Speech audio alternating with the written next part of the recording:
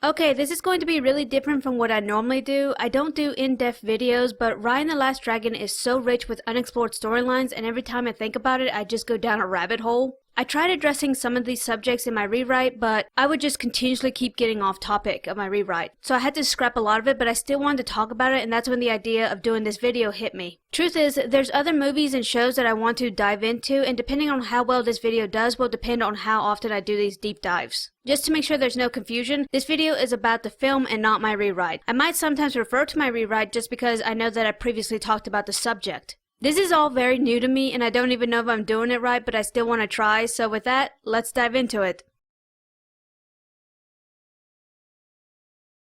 In the beginning, we're told about the history of Kumandra and how everyone lived in harmony alongside dragons. This is just a little nitpick, but the way Raya words it makes it sound like the people got along with the dragons, but maybe not as well with each other, and that would make sense considering what little we know about the Droon and how it's implied that people's negative emotions towards each other is how the Droon may have been summoned. Not to mention that after they were brought back, they were immediately at each other's throats. This suggests that the history Raya knows and is telling the audience isn't accurate.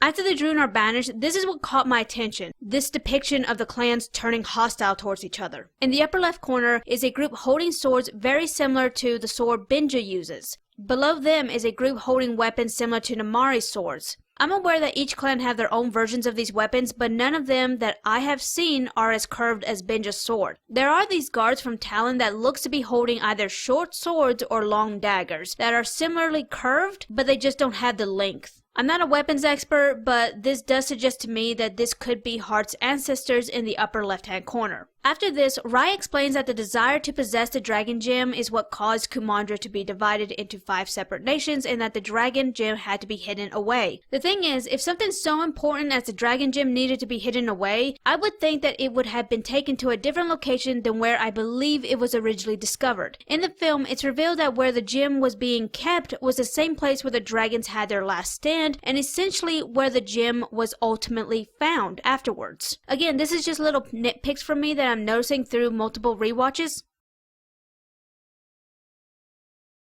When Raya passes her test, Benja says something to Raya that's very peculiar. He says, and I quote, "For generations, our family has sworn to protect the gem." He then goes on to tell her that the other clans will be arriving soon. First off, wouldn't it make more sense for Raya to have her test at least a day before this monumentous gathering is supposed to take place? Not only that, but I would think that Benja would have let his daughter know ahead of time instead of just springing on her the last minute, so that she could process this. Raya sees the other tribes as her enemy because I assume that's what she was taught growing up, presumably by Benja, who does seem to be the biggest influence in her life. Essentially, he's expecting her to unlearn everything that she's been taught up to that point about the other clans. Side note, I think it would have been interesting if when Raya was describing the other tribes, the visuals used would be exaggerated, making it clear that this is the point of view of a child and should be taken too seriously. That way, when Raya does see the other tribes, it's a moment of clarity as she sees that they're just like her. Now we get to the good stuff. Benja explains that the only reason that they are enemies in the first place is because the other lands assume that the dragon gem is the cause of Heart's flourishing nation. A couple things wrong with that. Raya literally just said in the opening that what caused the hostility in the first place was the desire to possess the gem. Not to mention that the only way Heart would have been able to take possession of the gem would be through forceful means, I assume. After 500 years of them continuously keeping possession of the gem and the fact that their nation is continuously prospering while the others are implied to be struggling to a degree, I'd be bitter towards Heart too. Both Benja and Raya are verbal in stating that that's not true, but I'm inclined to think differently, and here's why. 6 years later, after the Droon's return, the leader of Tail has passed away, cause of death unknown. Her body is placed within a tree with a piece of the gem resting in her hands. What makes it significant is that the tree seems to be growing around her body, but how can that be? There does not seem to be a water source within any of the shots, and the environment within Tail is described to be made up of deserts. It's possible that there's an underground spring in the canyon, but given how elevated the tree is and that the ground has been carved away where the roots are, makes it less plausible that a spring is keeping the tree alive. But I'm not a geologist. In the chase sequence, we get a good view of the environment and there is absolutely nothing else growing in sight, not even near the water or in it from what I saw. So what makes this tree different? The only thing I can think of is the gem. With all of this in mind, I have developed a theory. It's all speculation with no real evidence to back it up, but here it is. I think the gem does give off some type of energy that does influence its environment. I'm also inclined to believe that the previous leaders of Heart discovered this and chose to keep this within the royal family, because if it is confirmed that yes, the gem does influence its environment, this could cause the other nations to unite in order to take the gem from Heart, leaving Heart destitute. That would explain Benja's previous statement and why the position of guard is kept within the royal family, to keep others from discovering this and leaking the information. Obviously, this information would be passed down to each generation within the royal family, all the way to Benja. However, it's clear that Benja is trying to break that cycle. For one, he's inviting not one or two, but all 4 tribes within his home at the same time and in the close proximity of the gem. He's also trying to expand Raya's negative views of the world around her, but what brought this on? I would think that a gathering of this magnitude set in this time period would take a significant amount of time, maybe even years. Given what we know, it's made clear that none of the other nations get along with each other, so obviously it would be an uphill battle to get them to cooperate, and this would without a doubt take a lot of back and forth communicating to confirm that everyone is on the same page. Even though the film doesn't address the work that went into this history-making moment, but undoubtedly, this would be years in the making. But this still doesn't explain what is causing Benja to go against his family's wishes, if I'm remotely correct on this. Before the meeting, he's talking to Raya, and it's implied that they could be on the brink of war, and he makes it very clear that he does not want Raya to grow up in that. This could be a stretch, but just maybe there was some type of conflict when Benja was younger that exposed him to the horrors of the battlefield. This could explain Tails Chief's comment when she sarcastically asks if they're going to rob them. Was this supposed conflict specifically between Heart and Tail, and perhaps the other nations were affected by it, and that's why Benja is so fearful of Heart's future? If there's a chance that war could break out, what he experienced would be amplified significantly, and it would be Raya that would be the most affected by this. If this was the case, it would all make sense why Benja is taking this risk of inviting his hostile neighbors into his home. This has me thinking of Silco from Arcane and what he said. Oh, it all makes sense now, brother. Is there anything so undoing as a daughter? Silco has been fighting for independence for the Undercity, and he does some very terrible things to make it happen, including killing his own brother. But finally, after years, independence is within his reach. However, there's a price, and that price is Jinx, his adopted daughter. They want her to take the fall for everything that's been happening, but he can't bring himself to do it. And that's when he realizes what his brother was trying to tell him so many years ago. Everything changes when you have children. And it's the same way with Benja. He even says in the film that what he's doing is for Raya, and if there's any weight to my theory, I also don't think that he wants to pass on their family's shameful secret. Regardless, whether this is intended or not within the film's story, this would have made a very interesting storyline. Raya discovering this dark secret about her family as she tries to restore the world and has a bit of an identity crisis as a result, and has to make up her mind on how she wants to continue after this revelation and what the fallout will be when she's reunited with her father. There's just so much potential with the story, but we're nowhere near done, so let's continue. 6 years into the future, we find that Raya is trying to find Sisu by traveling to the end of the river and performing a ritual in hopes of summoning Sisu. I don't know anything about this practice, so I cannot and will not comment on it. However, we do learn that Raya stole the Dragon Scroll from Fang that Namari showed her when they were kids, but Raya uses a map showing the outline of the entire river. Not only that, but we see where she's crossed out at least 35 places that she's been. Raya says that she's been searching for 6 years, but why then would she need to steal the scroll a few months prior to reaching the shipwreck? I suppose she may have been getting discouraged and thought that the scroll might have yielded some clue to point her in the right direction, or there could be more to the scroll than what is being led on. After all, it's often said that there is some truth to legends, and I think so too. When Namari first shows Raya the scroll, it's implied that Namari may have taken it without permission. It could also have been a ploy from Verona so Namari could get close to Raya, but that seems a bit unlikely given this is her first time meeting Raya and they obviously wouldn't know what she's interested in. Here's a theory. 500 years ago, Sisu fell into the river and was carried away by the current, and it could be that someone did witness and maybe even try to assist her. This individual or group of people made the scroll recording the event. It could have also been members of Fang that this happened to, and that's why the scroll was in their possession. Also, how else would they know Sisu's name if there wasn't some type of encounter? Not to mention, if it was just one person, I doubt her name would have spread the way it did. The leader of Fang at the time, for whatever reason, chose to keep this to themselves. Namari even says that it's Fang legend, meaning Fang culture. If Fang's royal family continue to keep this bit of history to themselves, what usually tends to happen is that a bit of truth fades with every generation until it becomes nothing more than a bedtime story. This is all hearsay, but it's fun to theorize. When Raya arrives to retrieve the first shard, how did she know where to find it, and why doesn't the new leader of Tail have it in their possession? It's proven that the shards keep the Drune away, so why isn't it in someone's possession? It could be that Tails Chief's closest associates did all this in secret and chose not to disrespect her final wishes and leave the shard with her. But that doesn't really go with the theme of this film, and that still doesn't explain how Raya knew where to find the shard. This has me wondering if there even is a leadership within Tail anymore. Raya doesn't stay in Tail all that long, and she doesn't interact with any of the civilians on screen, which would have been helpful to get an understanding of how the region is operating. Out of all the regions, Tail is the most unexplained and unexplored, which is a shame.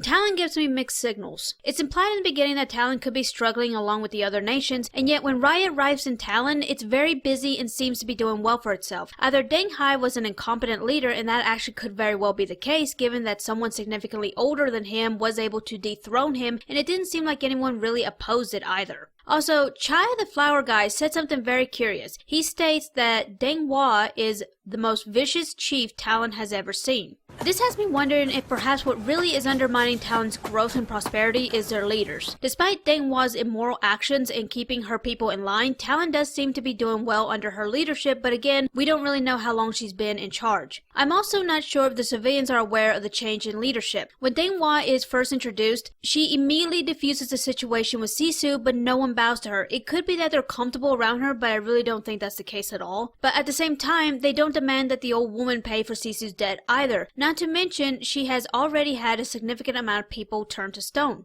I counted 7 on screen, but there could be more covered in the foliage. I would think that that would raise suspicion and cause people to ask questions, but given the state of their world, it's probably not uncommon for people to go missing. This just occurred to me, but Baby Noi's mother could be one of Deng Hua's victims. In my fixing video, I did explain why Noi's character felt inappropriate, and it was her character design. She just looked too much like a literal infant instead of the toddler that she was. Not much can be said about Spine. We don't get any opportunities to learn about them, but the same can be said about the other tribes. Unfortunately, what little exposure we get of them isn't all that positive. The people of Spine are described as a warrior tribe that are depicted as larger than the average person, and usually what that means is that they're academically challenged. God, I hate this trope. The fact that they've all unfortunately been turned to stone and the only survivor is portrayed as simplistic reinforces the trope. In the film, the leader of Spine was adamant in his belief that the Dragon Gem is a weapon. First off, how is he coming to that conclusion if Heart has kept the gem hidden away all these centuries? Unless perhaps when Heart supposedly had its conflict with Tail, members of Spine could have witnessed them using the gem. However, Spine is the only ones convinced that the gem is a weapon, which could mean that none of Tail's warriors survived the encounter if the gem had been used as a weapon. If this is the case, then it's understandable why Benja wants to avoid war at all costs. If this got out, without a doubt the other tribes would unite and bring the downfall of Heart or die trying. When the Drune returned and all hell broke loose and everyone flees from Heart, I would think that the group from Spine that was in Heart would have inevitably found out about the Drune's weakness towards water on their way back home. So what did they do with that information? It appeared instead of attempting to get their people to safety, meaning the water, they presumably chose to stand their ground even though they knew what that would mean. This is also confirmed by Tong as well. There's a chance that this was done due to runtime, but still, come on. However, this does leave me wondering, why did only Tong survive? Could it be that not everyone agreed with their leader's decision, or perhaps when everyone starts turning to stone, the chain of command breaks and everyone starts scattering for safety? When that happens, Tong takes the shard from whoever had it, if anyone had it at that point. I'm envisioning a chaotic war zone when this occurred. Obviously, I would think that Tong hopes to use the shard to protect his wife and child from the Drune, but didn't reach them in time. Whatever the case, Tong doesn't seem all that comfortable talking about it, which could mean that he might have PTSD, and it would have been very interesting to watch him overcome it. When first introduced to Fang, they come off more sophisticated and proper than the other tribes because they hold their tongue in the presence of their host. Even Namari at such a young age asks permission before approaching Raya. When the two are talking to each other, Namari hints to Raya that not all is well in Fang. It's implied that there may be a food shortage in Fang, as Namari states that it's been a while since she last had rice. When we see the two of them side by side, Namari does slightly look smaller than Raya, and this could be because she's not getting the proper nutrition that she needs. Namari continues to say that while Fang looks well on the outside, it has its holes, indicating that there's more than one problem plaguing Fang. History has shown us repeatedly that when food becomes scarce, people become aggressive and hostile towards each other that leads to physical altercations, breaking the law, and even rebelling against their government. That could be what's happening in Fang due to the food shortage, and this would cause Verona to be more strict with her people to keep the peace. If this is the case and Amari had to grow up in this, it would undoubtedly traumatize her to a degree. This could also explain why the other tribes come off as aggressive themselves. If they're experiencing a similar situation and have to forcefully keep the peace within their lands, it would obviously take a toll on them as well. Again, Namari could just be dramatizing this to get Raya's sympathy and to get her to lower her guard even more, but when Namari double-crosses Raya, she says she has to do right by her people, implying that there is some truth to what she's saying, which would make doing this treachery an easy choice for her. However, it's clear that what happened after this did affect her just like it affected Raya. When we're introduced to grown-up Namari, she's aggressive, assertive, persistent, and calculating. Fang has done well for itself, which proves that the Dragon Gem, even just a piece of it, does assist in improving the condition of the environment because the creation of the canal alone wouldn't have fixed the problems plaguing Fang. Unfortunately, the fixing of those problems have sprouted new ones. They're prospering too much, as it's stated in the film that they're running out of land, and this could explain Namari's disposition. Things may be okay for now, but she knows what Fang could regress back into, and obviously the fear of that is weighing on her, because if this issue is not resolved by the time the mantle is passed down to her, the responsibility of doing what is necessary will be placed on her shoulders. This fear is obviously amplified near the end of the film when she's confronted by both Raya and Sisu. When she's asked for help, it's clear how torn in half she is by this request. Not only is the person that she wronged asking for her help, but also Sisu, who she admires and looks up to. However, doing what they're asking with no confirmation that it would work would leave her people vulnerable to the June and bring about the inevitable food shortage that she experienced as a child. It's unfortunate that Raya didn't attempt to see things from Namari's perspective, especially since it did seem that she was trying to in the beginning of the film. I had such issues with Sisu's character. I guess I should start off with her design first. The first time Sisu was introduced, her design was more detailed than a final product, but visually I didn't like it. It just wasn't appealing to me. When I saw her final form in the film, I was very distracted by how big her eyes were. Big anime eyes normally isn't an issue for animated characters, but for whatever reason, it just didn't work. It just didn't look right, and it often made her head appear much larger than her body. Her overall design was very basic, and it seemed like other people didn't like it either, given that a trend started in redesigning Sisu. Now let's talk about her actual character. Sisu is very playful, whimsical, and wholehearted, which has her coming off childlike. This may explain why when Raya tells her of the earth-shattering event that left her orphan and essentially homeless, Sisu's response to this is to just think positively.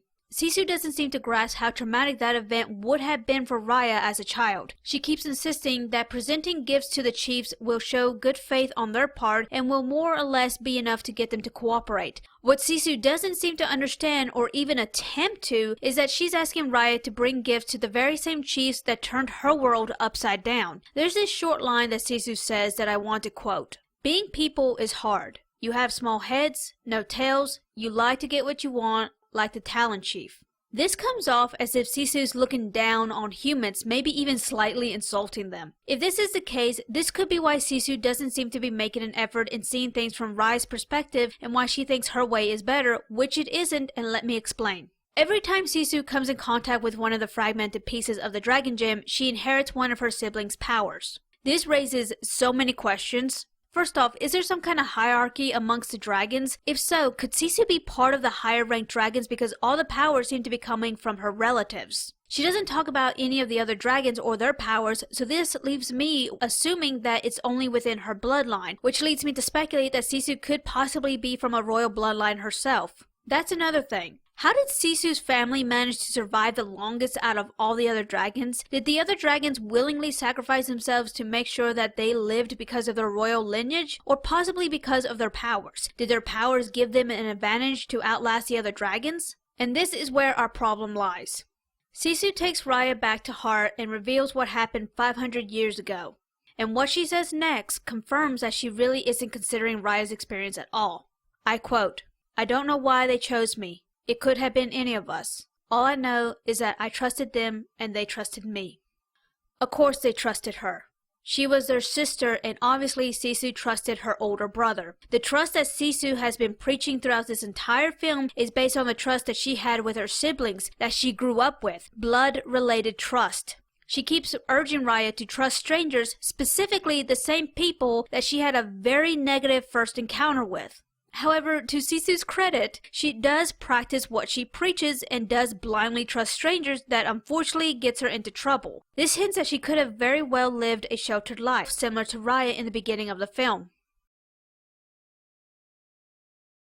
Raya's your typical main character. She's energetic, crafty, and a bit of a smart mouth, which is never a bad thing in my opinion. For the first 15 minutes of the film, she's an okay character until she makes the worst decision of her life, that she never takes responsibility for. Like Sisu, she chooses to blindly trust a complete stranger that she met that day and show them the sacred dragon gem that she swore to protect that same day. Now that I'm thinking about it, Raya's good gesture of showing Namari the dragon gem to make her feel better comes off more as flaunting, showing her something that she'll never have. Not to mention that her father previously told her that day that the other tribes strongly believe that the gem is directly responsible for their prosperity. She also witnessed them arguing about it not that long ago. But in Raya's defense, Fang did not argue with them. It's easy to blame Raya for what happened next, but really I blame her father. He didn't properly prepare her, and it didn't seem that he took any measures to keep the members of the other tribes from wandering around too much. One minor thing. Why is Raya and Amari the only ones that's eating? I've looked several times at these screenshots and no other individual is eating in any of them. They could have eaten off screen because there are people standing behind Binja at the bridge that are holding what looks to be trays, but it is strange that they've finished and Raya and Amari are still eating. Anyway, throughout the film, Raya uses this incident with Namari to condone her belief that no good can come from trusting people. Her point of view is understandable, but it would be nice if she gave other examples besides that one. For example, what was life like for Raya growing up after the Drune's return? Up to that moment, it's clear that she's lived a sheltered life, and I'm curious to know what kind of hardships she encountered growing up without a parent to guide her and a kingdom to protect her. Also, were there any other survivors from Heart besides Raya, and if there were, did they assist in raising her to adulthood, or did they pressure her to lead them and it was too much for her? These are all questions that Raya could have given small answers to Sisu, revealing why it's so hard for her to trust.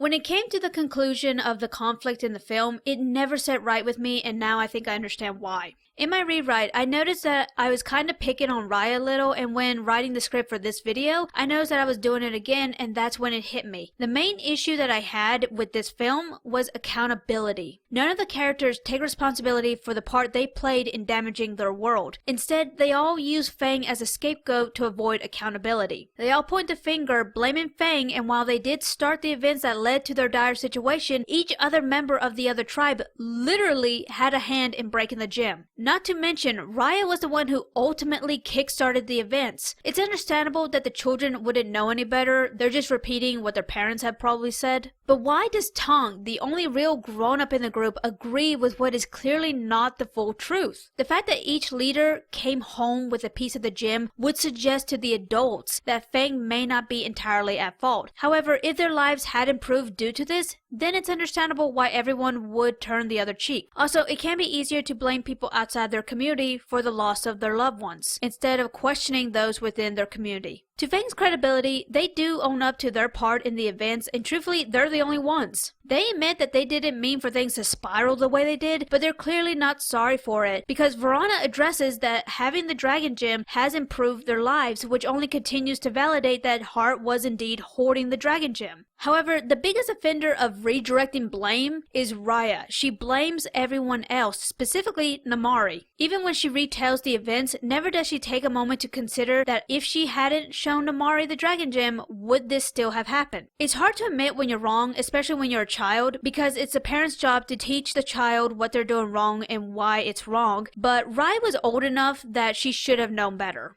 I think what really could have helped deliver the message in the film is if Raya lashed out at Tong, revealing what happened, and Tong apologizes in the place of his chief. And while not excusing his chief's actions, he explains that they didn't do it out of hate or greed, but for their people, their families. And that would have encouraged change of perspective for Raya, which would have changed the story. Ultimately, part of the issue with the conclusion was that Sisu's version of trust was under different circumstances than Raya's situation. But the real reason why the conclusion didn't feel authentic was because neither Raya nor Namari admit specifically to each other that they were in the wrong for the part they played that brought about their current situation when they were kids. I'm aware that Namari did take responsibility for what she did to Sisu, but at the same time, she redirected that blame to Raya. While Raya is aware that she shares the blame, she doesn't verbally communicate that to Namari, which begs the question, can you trust someone that won't admit when they're wrong?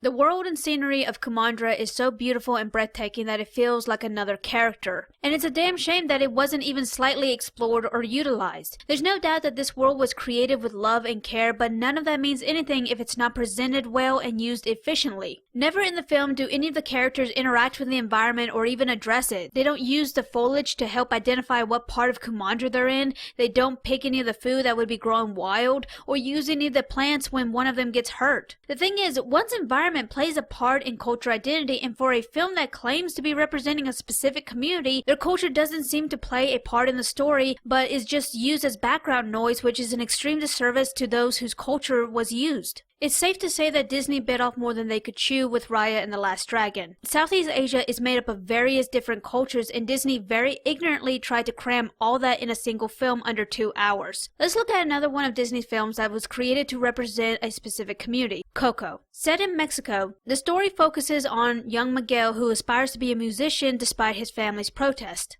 Instead of trying to cram the entire Latino culture in the film, the creators chose the holiday Dias de los Muertos, Day of the Dead, to help guide Miguel's story. Granted, it's the most infamous holiday within the Latin community and always seems to be the safe choice when telling stories within the Latin culture, only because it's relatively well known outside the community, even if it's only in namesake. However, you take your cultural wins when you can get them.